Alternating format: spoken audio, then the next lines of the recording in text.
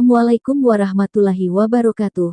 Semoga kalian semuanya diberikan kesehatan, amin ya robbal alamin. Pada episode kali ini kita akan membahas tentang sejarah Gunung Bromo. Gunung Bromo terletak di Kabupaten Probolinggo. Gunung Bromo memiliki ketinggian sekitar 2392 mdpl. Memiliki kawah yang menjadi objek utama yang sering dikunjungi oleh wisatawan asing maupun lokal.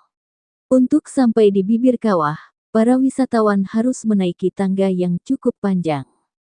Gunung Bromo adalah salah satu gunung berapi paling terkenal di Indonesia dan merupakan bagian dari Taman Nasional Bromo Tengger Semeru di Jawa Timur. Gunung ini memiliki legenda dan sejarah yang kaya, yang memberikan konteks budaya dan geologis yang menarik. Salah satu hal yang terkenal dari Gunung Bromo adalah Golden Sunrise-nya. Pasalnya, Gunung Bromo dinobatkan sebagai tempat yang menawarkan pemandangan matahari terbit terbaik di Pulau Jawa. Gunung Bromo sebenarnya adalah kaldera termuda dari 5 kaldera, yang pertama mulai terbentuk lebih dari 820.000 tahun yang lalu. Sejak 1804, Gunung Bromo telah meletus lebih dari 55 kali, menjadikannya salah satu gunung berapi paling aktif di Indonesia. Suku Tengger adalah sebuah suku yang berada di sekitar Gunung Bromo. Penduduknya bertempat tinggal di sekitar daerah Kabupaten Pasuruan, Kabupaten Probolinggo, dan Kabupaten Malang. Suku yang paling dekat dengan suku Tengger adalah suku Jawa, akan tetapi ada perbedaan dari keduanya, terutama pada bentuk kebudayaannya.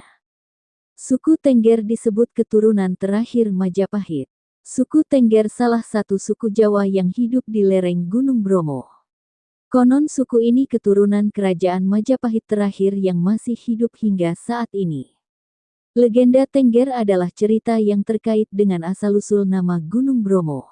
Konon, Gunung Bromo dahulu merupakan gunung berapi yang sangat aktif dan menakutkan.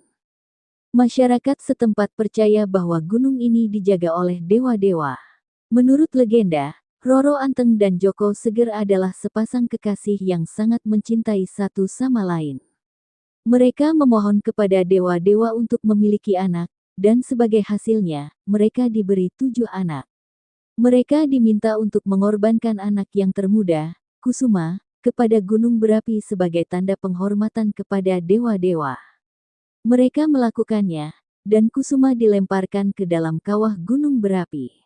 Nama Tengger berasal dari nama kedua orang tua tersebut, Roro Anteng dan Joko Seger. Oleh karena itu, Gunung Bromo dan sekitarnya dikenal sebagai Taman Nasional Bromo Tengger Semeru. Asal nama Gunung Bromo adalah berasal dari kepercayaan warga umat Hindu di sekitar. Masyarakat percaya bahwa Gunung Bromo meninggalkan jejak Dewa Brahma. Selain itu mereka percaya bahwa Gunung Bromo adalah tempat bersemayam dewa yang melindungi mereka, yaitu Dewa Brahma, Dewa Wisnu, dan Dewa Siwa. Mitos Gunung Bromo disebut tempat bersemayamnya para dewa hingga pasir yang bisa menyerap manusia. Mitos Gunung Bromo justru menjadi daya tarik tersendiri. Salah satu mitosnya ialah Gunung Bromo merupakan tempat bersemayamnya para dewa.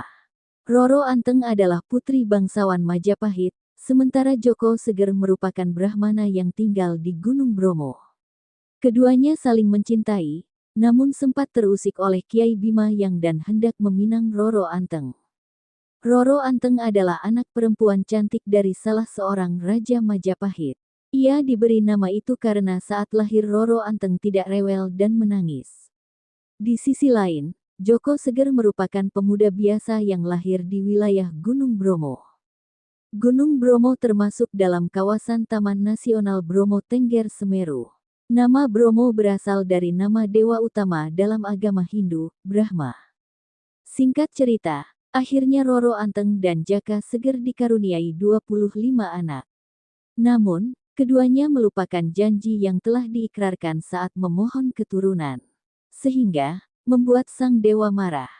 Hingga akhirnya, mereka pun menceritakan janji tersebut pada semua anaknya. Gunung Bromo memiliki nilai spiritual yang tinggi bagi masyarakat lokal. Suku Tengger menganggap Gunung Bromo sebagai gunung yang suci dan melemparkan sesaji di kawahnya saat perayaan Kasodo. Demikianlah sedikit sejarah tentang Gunung Bromo, dan apabila ada kesalahan untuk penyampaian mohon untuk dimaafkan. Sampai jumpa di episode berikutnya. Kita bahas apa lagi ya?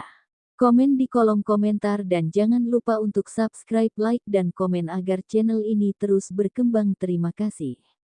Wassalamualaikum warahmatullahi wabarakatuh.